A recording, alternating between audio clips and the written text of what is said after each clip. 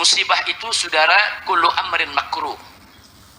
Setiap perkara yang menimpa kita yang kita tidak suka itu namanya musibah. Saudara, musibah bentuknya macam-macam. Penyakit itu musibah. Kita dicaci maki orang itu musibah juga. Kita difitnah orang musibah, saudara.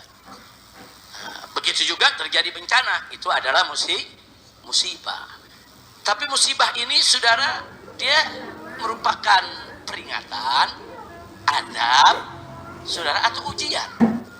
Jawabnya tergantung yang menerima musibah. Kalau yang mendapat musibah, para rasul, para nabi, para aulia, para wali, para solihin, para muttaqin, orang-orang yang bertakwa, para mukminin, orang-orang beriman, orang-orang solihin, orang-orang yang baik, dapat musibah, maka musibah itu adalah mihnatun, imtihan, ujian. Makanya hamba Allah yang paling banyak ujiannya itu yang pertama kali adalah para anbiya, saudara. Anbiya dulu yang paling banyak ujiannya, saudara. Bahkan ujiannya lebih berat daripada manusia-manusia biasa. Nah, kalau kelompok ini menerima musibah, saudara, dipastikan itu ujian. Kenapa mereka diuji? Supaya kedudukan mereka semakin tinggi di sisi Allah Subhanahu wa ta'ala. Jadi musibah itu bentuk kasih sayang Allah kepada orang-orang yang sholihin untuk liraf'i darajatihim, untuk diangkat kedudukan mereka, saudara. Alhamdulillah. Makanya orang-orang sholihin kalau diuji begitu, saudara, hampir gak ada yang gak lulus, sudah.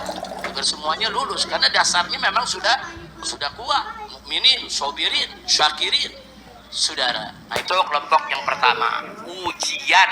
Yang kedua, ada kelompok saudara, dia muslim secara umum baik, tapi kadang-kadang masih suka maksiat, kadang-kadang khilaf, kadang-kadang malas mau ibadah, nah kadang-kadang gampang tergoda, jatuh juga ke lembah maksiat. Tapi secara umum dia baik, saudara. Masih banyaklah kebaikannya. Kena musibah, maka musibah itu adalah inzar, peringatan. Kenapa Allah berikan peringatan? Allah masih sayang sama kelompok ini. Diberikan peringatan supaya insaf dan sadar, saudara, agar yang bersangkutan, saudara, meningkatkan kebaikannya, saudara, dan menstop keburukannya. Nah, kalau sudah begitu, saudara, orang-orang kelompok ini begitu dapat peringatan, dia sadar, dia tobat, dia kembali ke jalan Allah, insya Allah musibahnya akan menjadi tathhiruz dzunub, menjadi pencuci dosa. Nah, makanya kelompok ini kalau dapat peringatan, oh ini peringatan dari Allah, buru-buru tobat, buru-buru tobat. Nah, kalau tobat, dosanya Allah ampuni, tingkatkan kebaikannya. Nah, kira-kira jelas tidak? Yang ketiga, saudara, yang ketiga, orang-orang yang nggak ada kebaikan dalam dirinya di sisi Allah dan Rasulnya.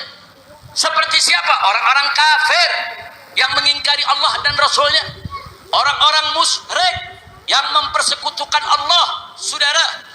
Begitu juga orang-orang ahlul ma'asi, saudara, orang-orang yang hidupnya diisi dengan maksiat, nggak pernah sholat, nggak pernah puasa, nggak pernah zakat, nggak pernah mau berbuat baik. Setiap hari kerjaannya judi, nenggak minuman keras, saudara, berzina, mencuri, menipu, berbohong, korupsi, semua kejahatan dia lakukan. Nggak ada kebaikan dalam dirinya, saudara. Kalau kelompok ini, saudara, mendapatkan musibah, itu adalah azab yang Allah kedepankan di dunia ini, saudara, sebelum dia masuk ke akhirat. Dan azab akhirat asyad, lebih keras lagi, saudara. Na'udzubillah, men. Kira-kira jelas tidak? Saya mau tanya, kalau orang-orang sholihin dapat musibah, namanya ujian. Nah, kalau orang-orang yang baik tapi masih suka-suka miring begitu, saudara, kena musibah, namanya peringatan. Tapi kalau yang tiap hari maksiat kena musibah, namanya azab.